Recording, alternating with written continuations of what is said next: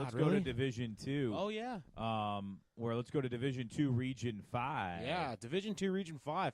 We're going to start off first with the number 1 seed, Archbishop Hoban, facing, at that point, undefeated Brush. They defeated Brush 49-0. Pretty much, Archbishop Hoban has been on a whirlwind here. Wow. They are a for real number 1 seed, and they will look to take on the winner of our next matchup, which is the number 2 seeded Barberton Magics hosting the number 3 seeded Bedford Bearcats. And when I looked at this on paper last week, when we talked about it, we talked about how high scoring of a game this could be. Both teams can put up points. In fact, each team is averaging roughly 40 points a game.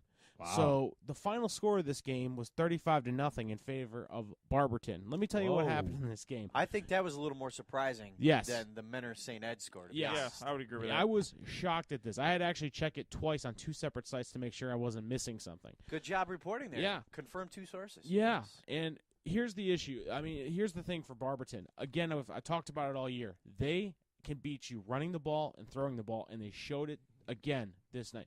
They scored. This was their lowest output of points, and again, a lot of that probably had to do with the weather. But Jeff Parker, their running back, had 225 yards rushing and 3 touchdowns. Wow. Key Thompson, who's also a key player on the defense, I'll get to that in a second, had 120 yards rushing and 1 touchdown. Zane Reese didn't really light up the stat line, 7 for 12, 117 yards and a passing touchdown to his good buddy Garrett Turnbull, who I've mentioned about 1,000 times on this program here. This offensive unit is clicking, and they are scary good. When they can put up 35 points and then rely on their defense, who held Bedford, again, I want to mention this, was averaging 43.6 points per game to 0 points and only 80 yards of total offense the entire game. That's dominance. That's a team that's firing on all cylinders, and that's what we were talking about a lot defensively is this team is not giving up points, and they're able to just get on top of folks early and often, and everything they're dialing up is working for them. And another thing you want to mention is this is not old hat for Barberton. The 2 wins they have in this playoffs are the only 2 wins they have in school history, and they're going to the regional final to take on Archbishop Hoban, who's there a lot. So that's going to be a really I'm very, good matchup. very interested to see how Barberton responds to the big stage, because this is about as big stage as they've been on all year.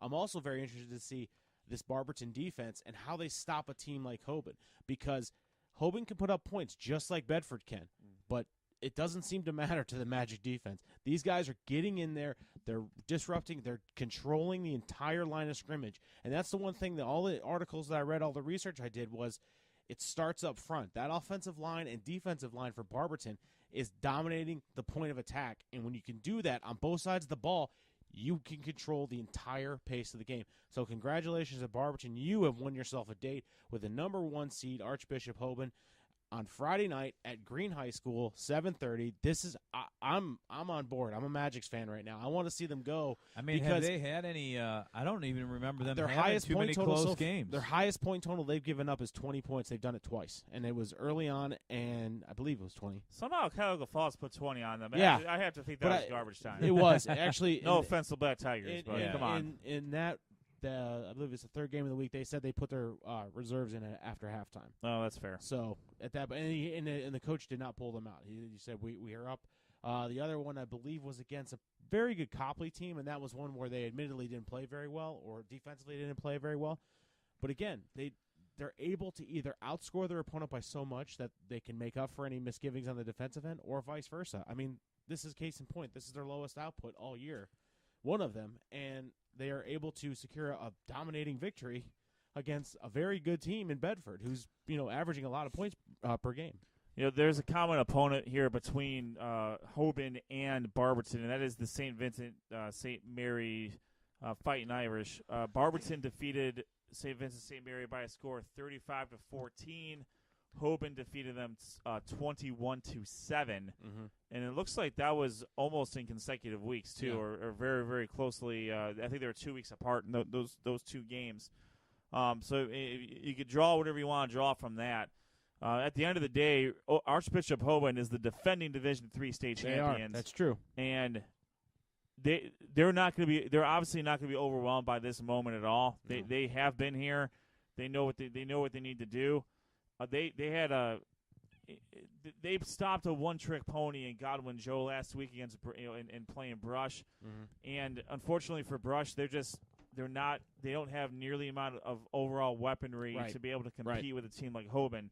Take nothing away from Brush; they had a fantastic season, and Godwin Joe is one of the offensive players of the year, absolutely, in the Northeastern Lakes District.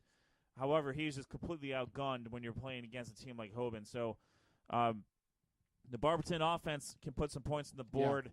We'll see what happens when they face a championship-level defense that they're going to face this week. I expect this to be, again, the weather does play a factor in this, believe it or not, especially with a team like Barberton who relies on that running attack to really kind of dictate, and it allows guys like Zane Reese and Garrett Turnbull to excel in the play action down and stretch the field vertically. Again, I'm just shocked. I'm looking at this and I'm thinking, Bedford, Barberton, you would think it would be a shootout. You would think it'd be something that is very, very back and forth type of game. Whoever has the ball last is going to win this. It just wasn't, and you have to take your hats off to Barberton to have a shutout in against a team. It's one thing for a 1 to shut out an 8 in a bracket, but for a 2 versus 3, which teams are similarly set up, and to dominate them both offensively and defensively this late in the season. My hat's off to Barberton, and I think they got a shot to come in and really take it to the defending state Division 2 state champions. Division 3 state champions. I think we're going to see I'm making the prediction. Here it is. I'm doing Lee Corso. I'm putting on the Magic hat, and I'm taking the Magics. I've drank the Kool-Aid. I'm wearing the purple. He's not only on the bandwagon; he is the conductor. I'm driving it, baby. Nice. But yeah, this game, this regional finals, and one of the many that are intriguing to me, because I think these are two teams that have been on a collision course since this playoff bracket, and really since the last couple weeks of the season. These two have been solidified as 1 and 2, and no one was really challenging them outside of a major upset. So, congratulations, Barberton. Look forward to following you guys next week, and yeah. Good luck. We'll bounce quickly over to Division II, Region 7. A team that we used to talk about a lot, the Massillon Washington Tigers. Yeah. They are the number 2 seed. They find themselves in the regional finals. They were a 28-7 winner over Ashland last week at Worcester High School. They are 9-3 overall. They're going to take on New Albany, who scored just by seeding only, an upset over the number 1 seed Walnut Ridge. That was a 30-6 count in favor of New Albany. So the number 5 seed, New Albany, 8-4 overall, will take on the number 2 seed, the Massillon Washington Tigers. That game will be played at Mansfield Senior High School Stadium down in Elder Field in Mansfield in the pit. And the winner of that game, we'll see how it shakes out depending on how the geography takes place. But we obviously had a connection with Massillon, Washington, due to our friend of show, John Hunick, having coached there for a little bit. But we'll see what happens here in this game. And just to kind of give you a brief, since we're covering all the regions here, Division II, Region 8. Right now, we're showing Cincinnati LaSalle after a 41-6 victory over Sydney. Will be facing Winton Woods after they defeated Anderson 52-21. This is a 1 and 2 seed matchup in Division 8, and again, as I mentioned in Division 1, Division 2, in these particular regions, a lot of these teams are familiar. And Cincinnati LaSalle is a good team. Winton Woods is a good team. I'm excited. I'm interested to see this one as well. It will be played at Winthrop High School, and obviously the winner of that will take on the winner of the matchup that Ed just broke down for you in Region 7.